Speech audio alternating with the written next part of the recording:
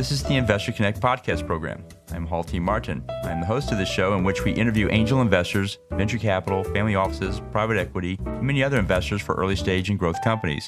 I hope you enjoy this episode. Interested in learning more about investing in startups, launching a new startup and need to raise funding? The Startup Funding Espresso is a daily podcast in a short, concise format delivered to your inbox every day, Monday through Friday. In the time it takes to drink an espresso, you can learn about startup funding. To subscribe, go to investorconnect.org and put your email into the pop-up box. Well, hello, this is Hall Martin with Investor Connect. Today we're here with Wes Barton, managing partner at Third Prime. Third Prime is a venture capital firm focused on identifying and investing in seed stage companies that are using technology to develop business models with the potential to disintermediate incumbents within the fintech and proptech sectors. Wes, thank you for joining us. Great to be here. So tell us more about your background. What did you do before investing in early stage companies? Yeah, well, I like to joke that I think I'm the first farmer turned venture capitalist. Grew up on a little farm in Kentucky. Made my way to New York City, started my career as a M&A lawyer with Skadden Arps there, and practiced law about 3 years. Before recognizing I wanted to, get to the investing side. Did a short stint, with B of A in their investment bank up in New York, and then about a decade in sort of private equity and hedge fund work.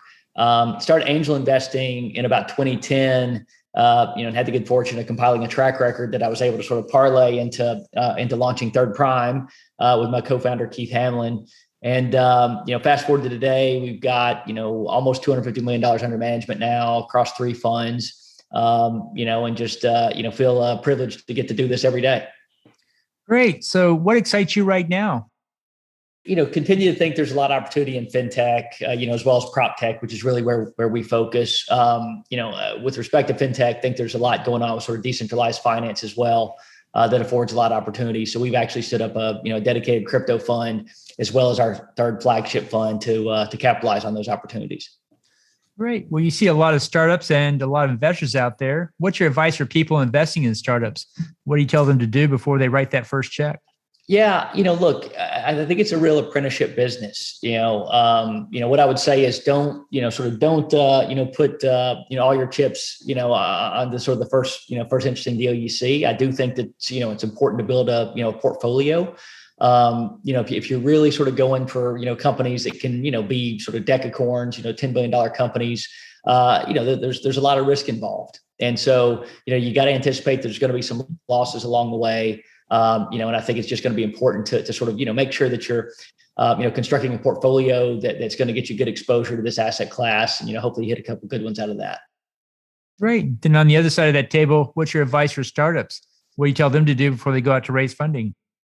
It's a good question. What I would say is make sure you're incredibly passionate about, going on this journey. It's, very difficult to be an entrepreneur.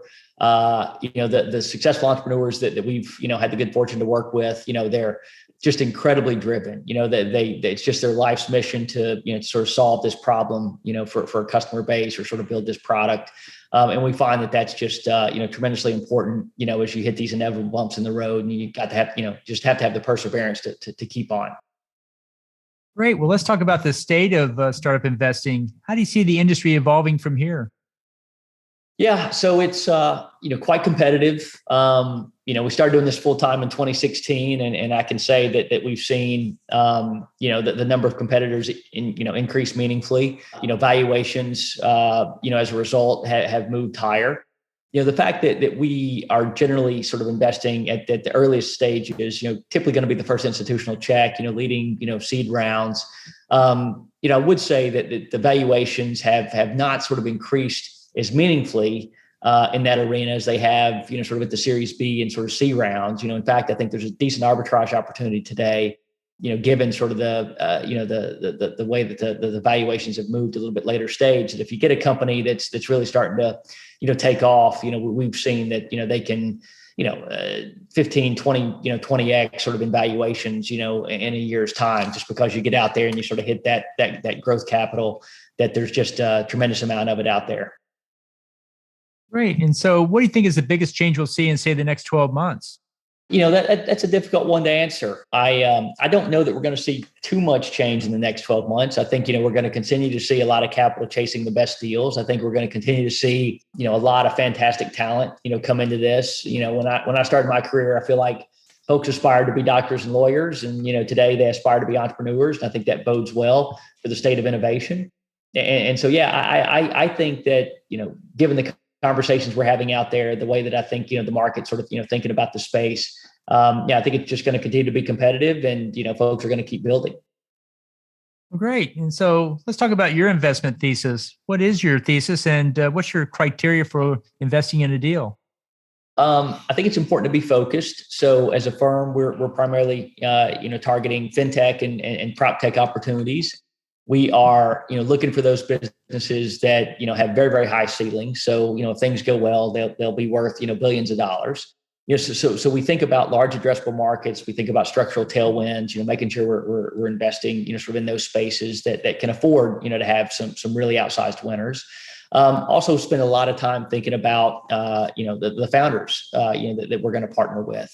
You can have the best idea in the world, but, unless you've got, a team that can execute on it, nothing great's going to happen. So spend a lot of time sort of getting to know those founders, really understanding what their motivations are. Look, if we distill it down, I think, the best founders are going to have very high IQ. They're going to be able to sort of see, have some view of the future that I think is, needs to be very powerful, needs to be somewhat contrarian as well. They've got to have very good EQ because, they're not going to be able to do it alone. They're going to have to go build a team around them. They're going to have to be able to motivate that team. They're going to be able to sell a product. So EQ is important. And then finally, it is just grit, that tenacity. This is a 7 day a week, oftentimes, 18-hour a day type job. And we see how hard our founders are working, how motivated and driven they are. And they're just tenacious about sort of building a, very important business. So, like to see sort of all those things, add up. And then, within the fintech and proptech categories, we spend a lot of time as a firm just trying to think about, the themes that we think are going to be most compelling, and then making sure that we're invested behind those. Great. And so can you mention one or two startups that fit that thesis, perhaps a portfolio or two?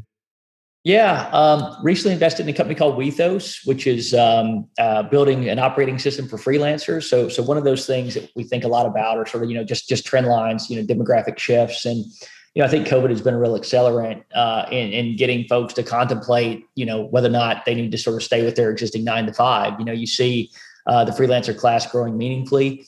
We feel like that's a trend that's going to continue. When you look at sort of the Gen X, Gen Z, they're targeting, becoming sort of creatives, being on YouTube and whatnot.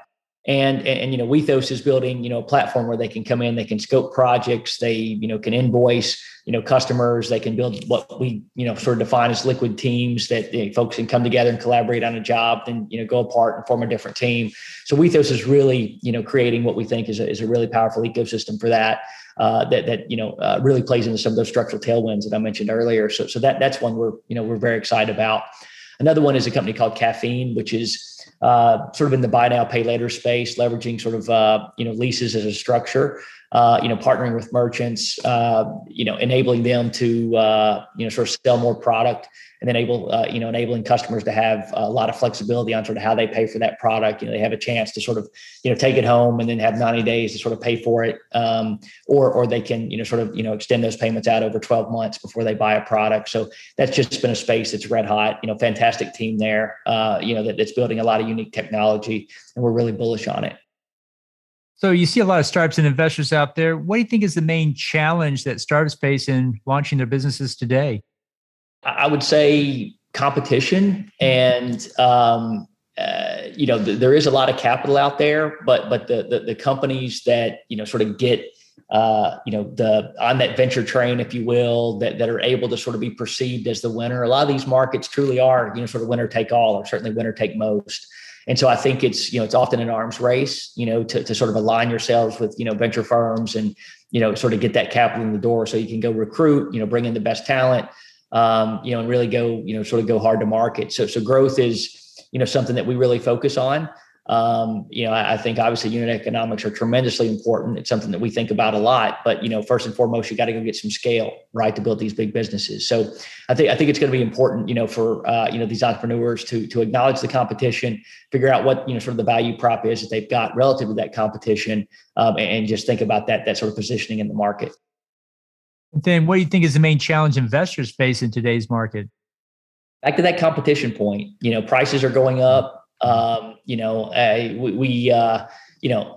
deals that we, are doing generally have multiple term sheets. So we have to spend a lot of time with those entrepreneurs talking about why they should choose Third Prime, why we think we're going to be the best partner. Fortunately for us, we've now got, about 50 companies in the portfolio. We generally sit on the boards. We've got deep relationships with those founders and teams. And, we sort of let them, really, do a lot of the work, the heavy lift for us. We invite, founders to talk to, the companies that we're invested in, the entrepreneurs that we work with, and hopefully that enables us to prevail on some of these highly competitive deals.